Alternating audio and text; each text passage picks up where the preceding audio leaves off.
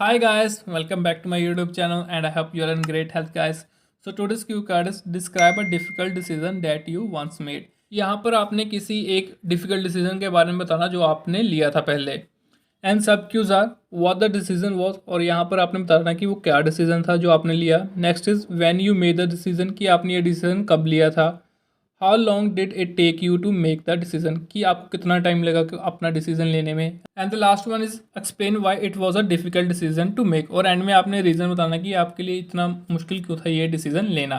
So before we start the sample answer guys please hit the subscribe button and don't forget to share this video. So let's begin the sample answer guys. One of the most important aspects of life is decision making and for every choices involves making the right decision. यहाँ पर हमने बताया कि जो decision making एक बहुत ही important aspect है हमारी लाइफ का और जो भी हम चॉइसेस लेते हैं वो हम चाहते हैं कि वो राइट डिसीजन ही साबित हो हमारे लिए.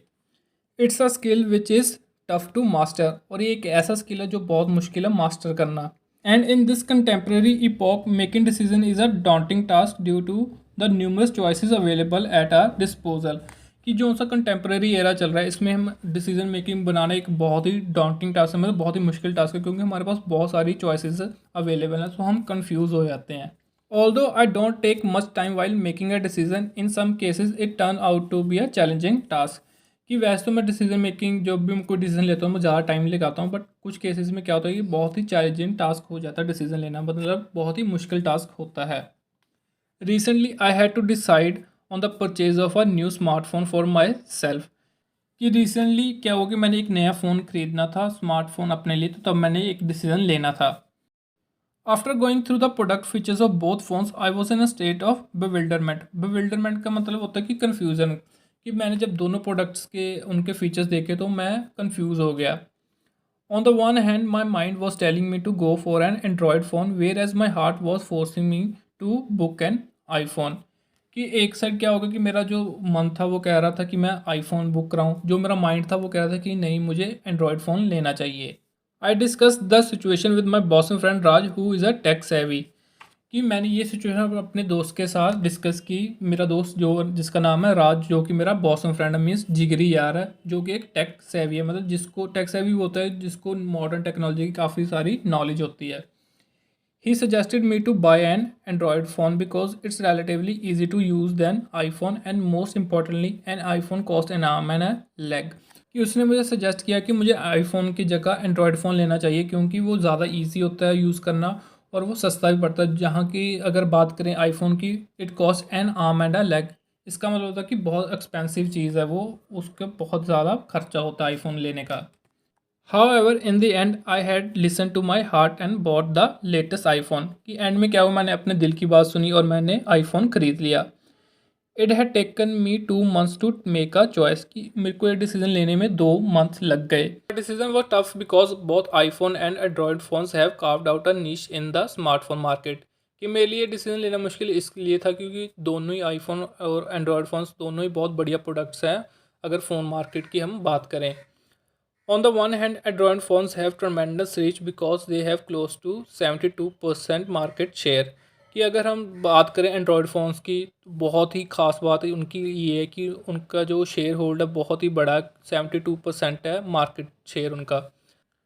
People from all walks of life use this phones. कि ज़्यादातर जो ऑल सेक्शन ऑफ सोसाइटी जो भी लोग हैं हमारी सोसाइटी के, वो बहुत लोग हैं जो एंड्रॉयड फ़ोन्स को यूज़ करते हैं.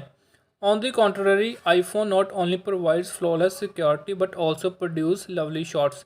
यहाँ पर हमें बताया कि अगर हम आईफोन की बात करें तो सिर्फ वहाँ उसमें हमें अच्छी सिक्योरिटी ही नहीं मिलती बल्कि उसके साथ हमें लवली शॉट्स भी मिलते हैं, मतलब पिक्चर्स जो होती है बहुत ही बढ़िया है, उसकी कैमरा क्वालिटी भी बहुत अच्छी है. Besides this, it has some exclusive applications which provide tremendous information. In a nutshell, it was a time when I took a lot of time to take a decision. और हमने बताया कि and में कि इस एप्लीकेशन जो नई नई होती है वो हमें बहुत ही अच्छी इन्फॉर्मेशन प्रोवाइड करती है और यही एक एक्सपीरियंस था जब मैंने एक टाइम बहुत लिया था एक डिसीज़न लेने में. सो दैट्स इट गाइस, ये था हमारा sample answer regarding this cue card. So now let's move forward to the follow-ups.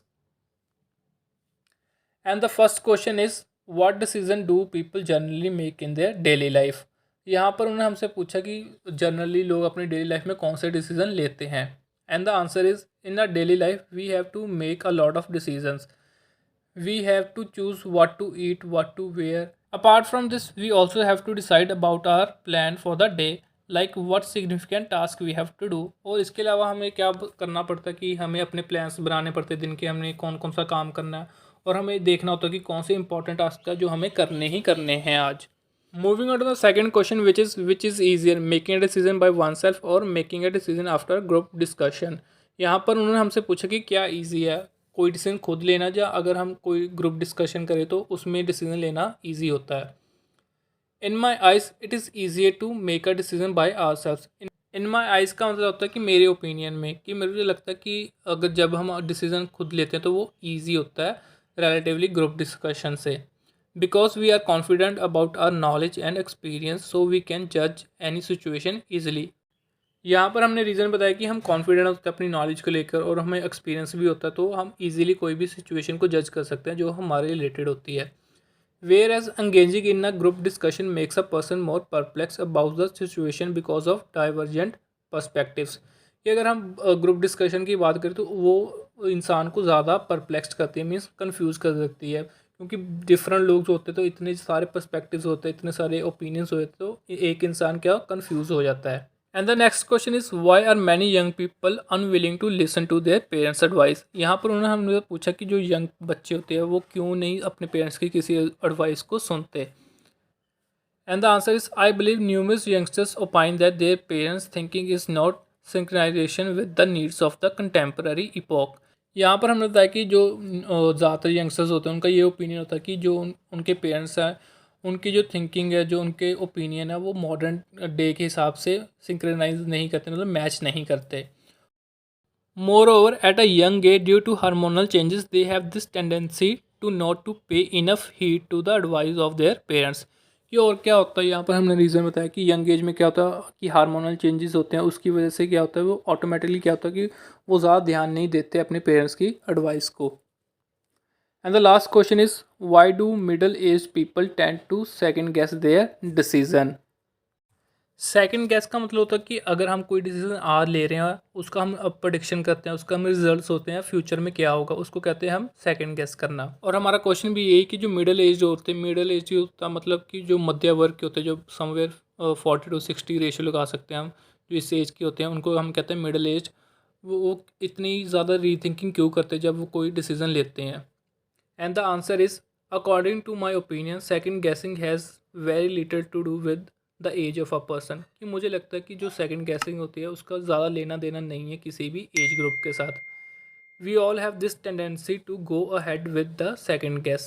कि मुझे लगता है कि ये सब में हमें होती है हैबिट कि हम जब भी कोई डिसीजन लेते हैं तो हम उसकी सेकंड गेस करते करते हैं. In case the decision seems to be difficult and when we don't have enough confidence while making a decision. और हम ये तब करते हैं कि जब हमें कोई डिसीजन बहुत ही मुश्किल लग रहा होता है, जब हमारे में इतना कॉन्फिडेंस नहीं होता कोई सी डिसीजन को लेने के लिए, तब हम क्या करते हैं सेकंड गेस हमेशा करते हैं. I believe the prudent approach to do away with second guessing और rethinking the decision is not to discuss with our acquaintances. यहाँ पर हमने बताया कि हमें जो बेस्ट अप्रोच यही है कि अगर रीथिंकिंग या सेकंड गेसिंग को रोकना, कि हम इसको डिस्कस ना करें हमारे एक्वेंटेंसेस के साथ. एक्वेंटेंसेस होते हैं जो हमें जानते हैं पर हमारे इतने ज़्यादा करीब ना हो. So that's it guys. इस वीडियो में हमने सैम्पल आंसर भी देख लिया और इसके फॉलोअप्स भी डिस्कस कर लिए.